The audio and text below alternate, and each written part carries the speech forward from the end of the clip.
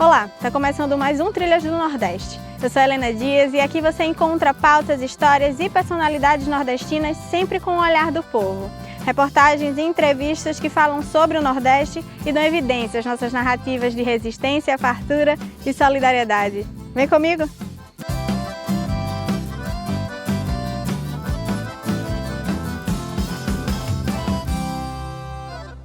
Esta semana está acontecendo a Feira Nacional da Reforma Agrária, realizada pelo MST em São Paulo. No Sertão da Gente, vamos ficar por dentro da participação de Pernambuco no evento.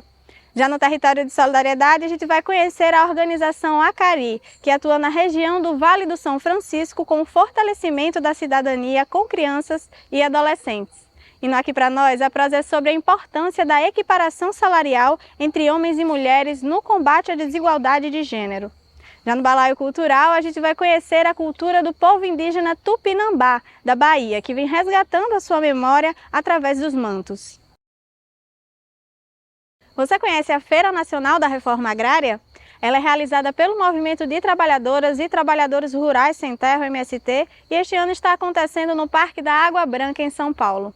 Com caráter nacional, ela também conta com a participação do Nordeste e a gente aqui no Trilhas acompanhou o estado de Pernambuco nesse intercâmbio. A programação da feira vai até o próximo domingo. Vamos conferir com Rodolfo Rodrigo.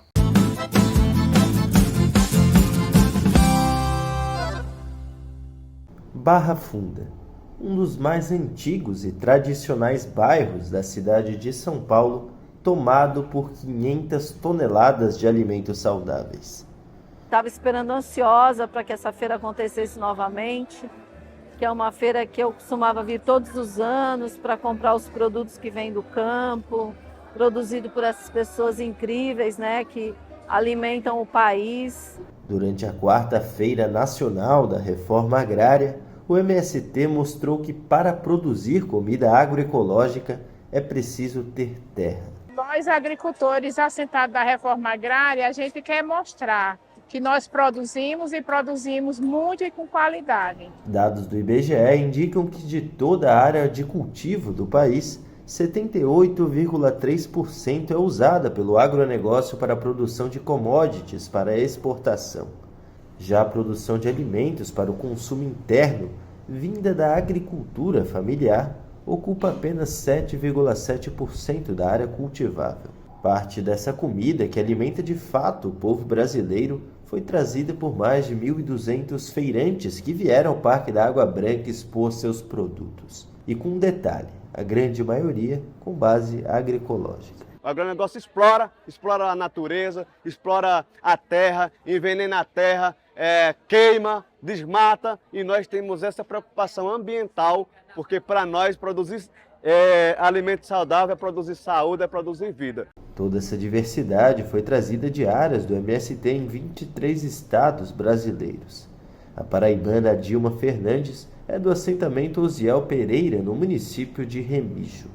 Da Paraíba, os acampados e assentados da reforma agrária trouxeram 8 toneladas de alimentos sem veneno, produzidos do litoral ao sertão do estado. Trouxemos banana, trouxemos abacaxi, inhame, maracujá, trouxemos artesanato de barro produzido pelas mulheres do assentamento. A gente também trouxemos a fuba de milho, a rapadura. Então a nossa banca ela vai ter de tudo um pouco. Já o povo sem terra de Pernambuco veio com 3 caminhões e 40 toneladas de alimentos agroecológicos. É o que nos conta Silvano Leite, assentado do município de Ouricuri, no sertão pernambucano. A nossa produção é uma produção diversificada que vem de todos os acampamentos e assentamentos do estado de Pernambuco, desde o litoral, passando pelo agreste e também pelo sertão pernambucano. Então nós temos uma diversidade da produção de alimento saudável. Temos a manga, o mamão, a melancia, temos a cebola, temos o mel do sertão do Araripe, a cachaça, o coco que vem lá da Serra do Araripe, o artesanato que é muito forte na cultura pernambucana e uma diversidade de alimentos saudáveis que a gente trouxe aqui para a quarta Feira Nacional da Reforma Agrária. A quarta edição da feira acontece no momento em que o Congresso Nacional aprovou a instauração de uma CPI para investigar as ocupações de terra do MST. A CPI busca, por meio da criminalização, esconder um fato. Boa parte dos alimentos saudáveis produzidos no Brasil só chega à mesa da população porque foram cultivados em terras que se tornaram produtivas a partir das ocupações do MST. Somos nós, o povo sem terra, aquele povo que ocupa o latifúndio improdutivo e que hoje nós estamos dando uma resposta aqui com a nossa produção. Estamos dizendo para a sociedade por que nós ocupamos as terras do latifúndio improdutivo. E agora a gente vai até o sertão, entre a Bahia e Pernambuco, para conhecer a organização Acari, que atua há 15 anos no território do Vale do São Francisco. A sua atuação é na área do fortalecimento da cidadania, com foco na infância e adolescência. Vamos saber mais.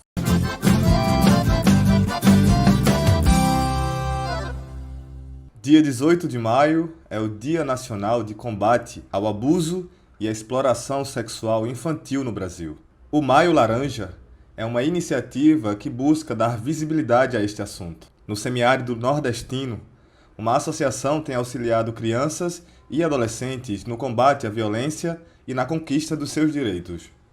Sediada em Petrolina, em Pernambuco, a Associação Civil de Articulação para a Cidadania, a Acari, desde 2005 tem o objetivo de promover a cidadania, a defesa de direitos e a luta pela democracia cultural, social e ambiental. Com uma equipe multidisciplinar, a Acari busca combater a violência e a exclusão social através de projetos socioeducativos. Existe um grande projeto que estabeleceu a Acari, né, nesse lugar aqui em Petrolina, em Juazeiro, na região, que foi um programa chamado Criança com Todos os Seus Direitos. Nesse programa, a gente atuou em 35 municípios de Pernambuco, e a gente trabalhava com a formação também da rede de proteção, com a formação de famílias, para o atendimento integral, né, das crianças, o desenvolvimento integral das crianças na primeira infância. E aí, depois desse grande projeto, a Cari começou a trabalhar, né, com outros projetos voltados ao enfrentamento da violência. A associação atua na região do Médio São Francisco, em parceria com entidades não governamentais e órgãos governamentais, especialmente no território pernambucano e baiano. Desde a sua fundação, mais de 10 projetos foram realizados para garantir a educação e segurança de crianças e adolescentes. Uma prática que começa na análise situacional das regiões. Se faz uma análise da situação dos direitos da criança naquela região, né, onde a gente vai atuar. No caso aqui, a gente atua em Petrolina e Juazeiro, né, em 2 comunidades específicas, porque a gente não tem pernas, né, para atender a região toda.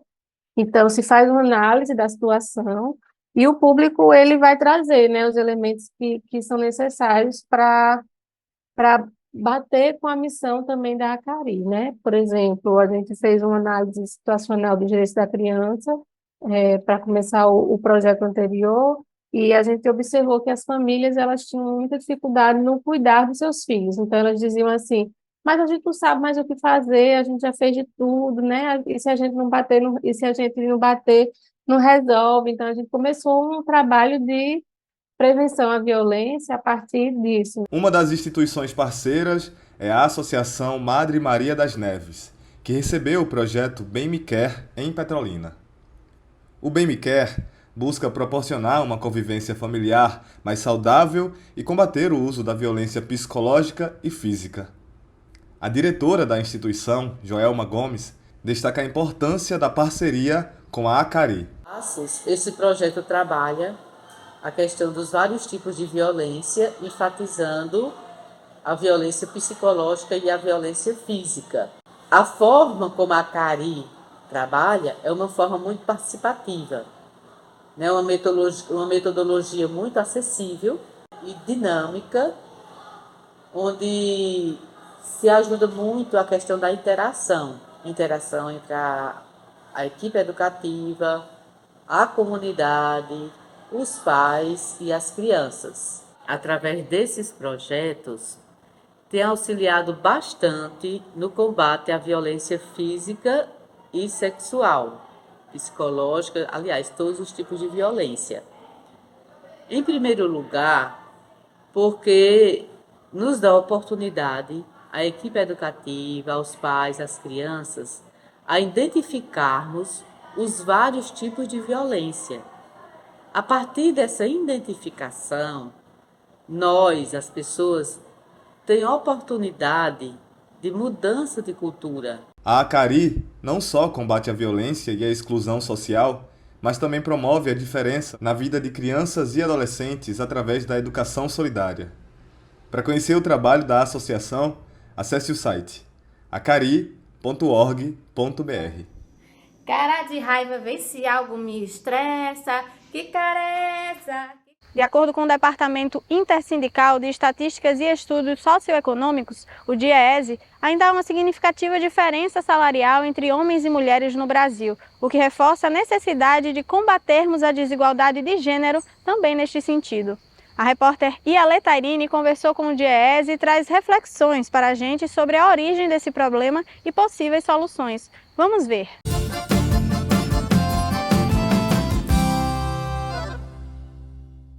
Olá, gente. Eu estou aqui com Milena Prado. Ela é técnica do Departamento Intersindical de Estatísticas e Estudos Socioeconômicos, o DIEESE.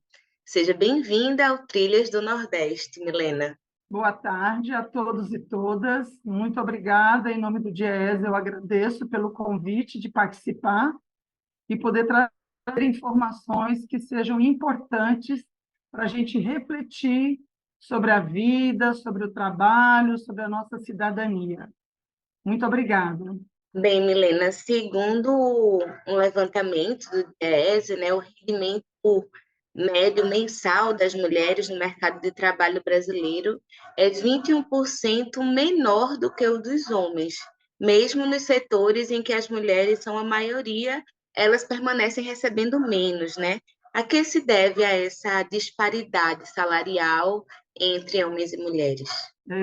Para a gente poder um pouco olhar por que essa desigualdade, né, acontece no mercado de trabalho, a gente tem que lembrar que ela não é do mercado de trabalho em si, mas ela reflete toda uma desigualdade que existe na nossa sociedade, né? Em que a gente, quando vai tratar sobre relações de gênero, a gente tem que lembrar que existe uma relação de hierarquia entre homens e mulheres, que estão inseridos num sistema de dominação que é o patriarcado, que quando nós vamos para o mercado de trabalho, ele gera uma hierarquia fundamental, que é de que trabalho de mulher vale menos que trabalho de homem, né?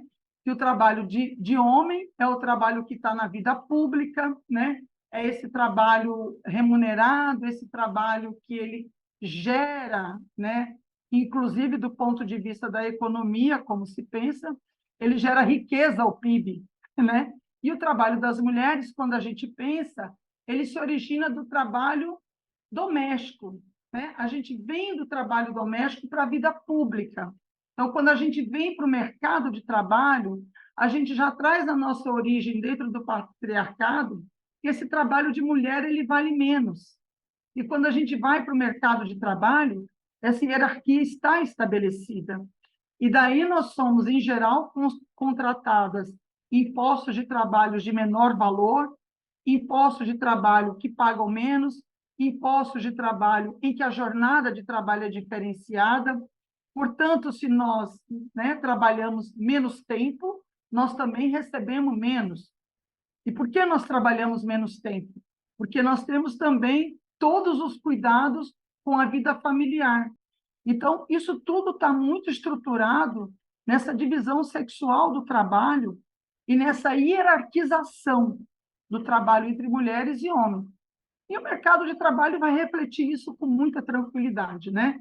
E, enfim, acredito que isso dê conta, por base da gente entender, porque na última pesquisa, né, com os dados do terceiro trimestre da PNAD, as mulheres ocupadas ganhavam 2.000, em média, né, ganhavam R$ 2.305, e os homens ganhavam R$ 2.909.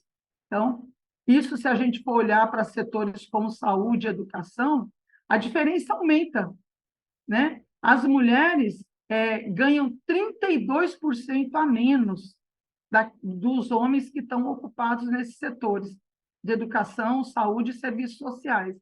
Em outros serviços, a diferença de rendimento chega até a 27%. Também, segundo outro levantamento do DIEESE, a maioria das mulheres da região Nordeste estão na informalidade, ou seja, elas trabalham, mas sem carteira assinada.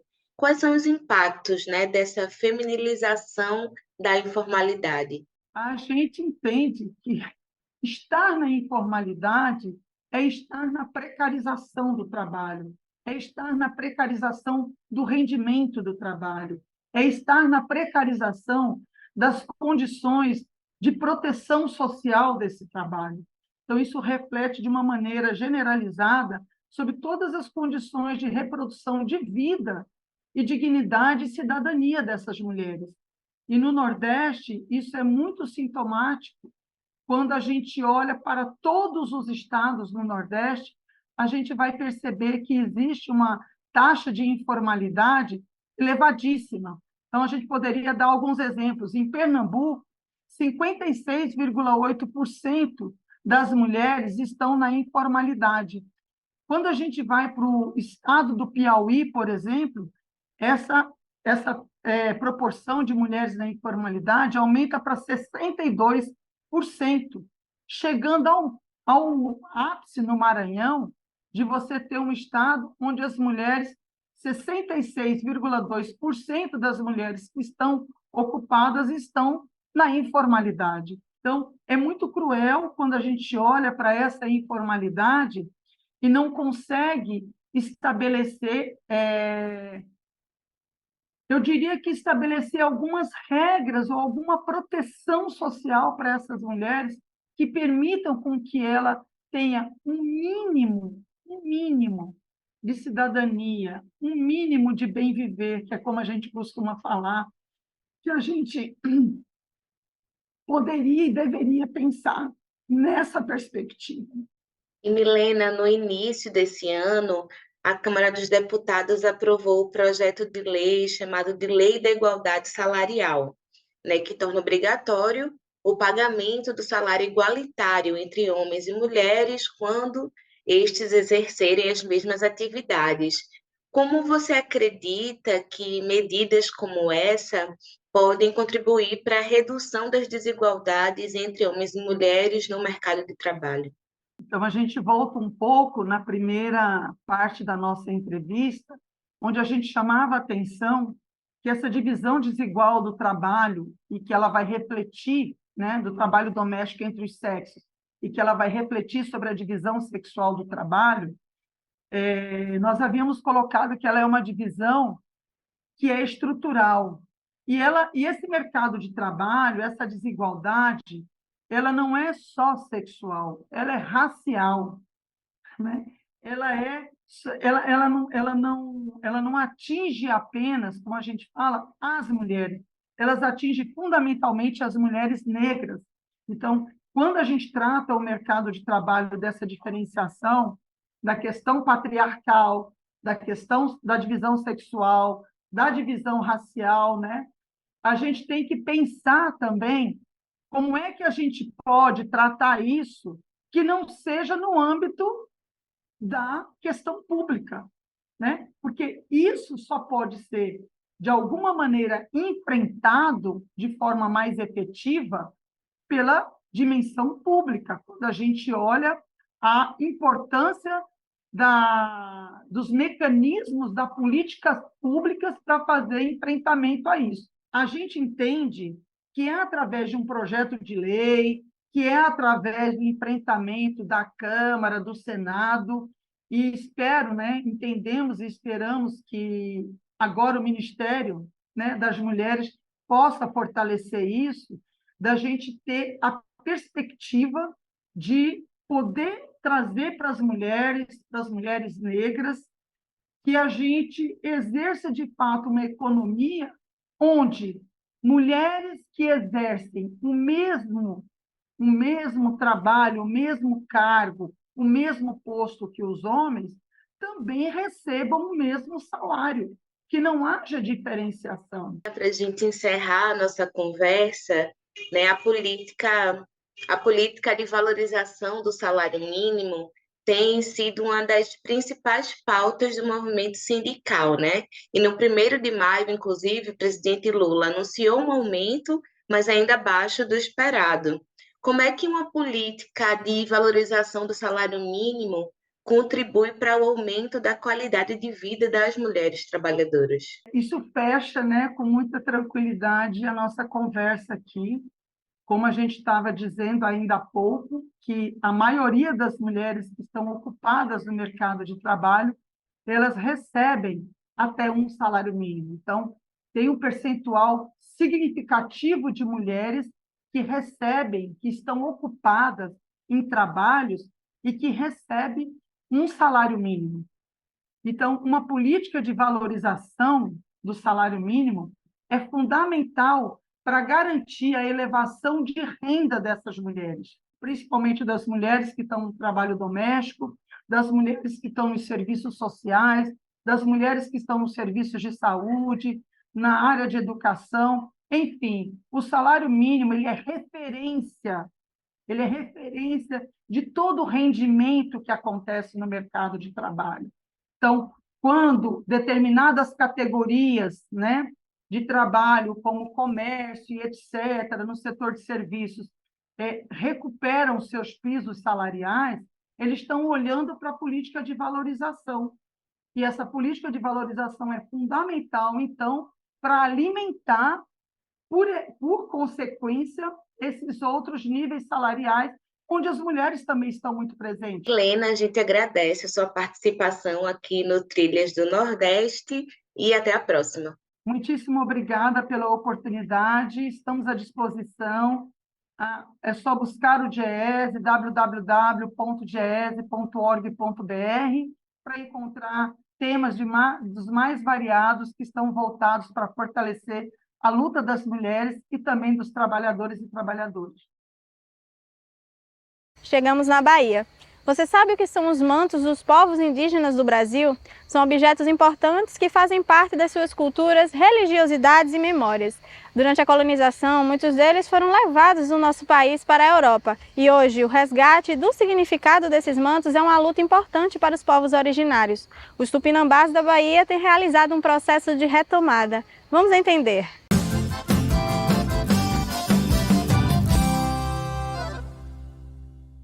Uma das tradições e culturas originárias que sofreram apagamento com a colonização do Brasil foi a produção de mantos tupinambás, uma tradição indígena que agora voltou a ser realizada graças à dedicação de Célia Tupinambá. Célia vem resgatando essa tradição cultural e a disseminando por meio de suas peças únicas e cheias de significados. A vontade de tecer os mantos surgiu após uma inquietação ao perceber um ato falho de uma universidade que, ao expor o manto indígena, não convidou o cacique, dono da vestimenta, para a cerimônia. Para mim, ele vem nesse ato político. No primeiro momento que eu tenho um contato com o manto, que eu vou trazer ele em evidência, que eu vou tramar o manto, para ele ter esse momento, eu vou trazer nesse momento de um protesto, que é essa indignação do cacique não está tal qual para a colação de grau dentro da universidade, aonde ela, né, está trabalhando a questão do descolonizar, né, da descolonização, e ela aplica o mesmo molde.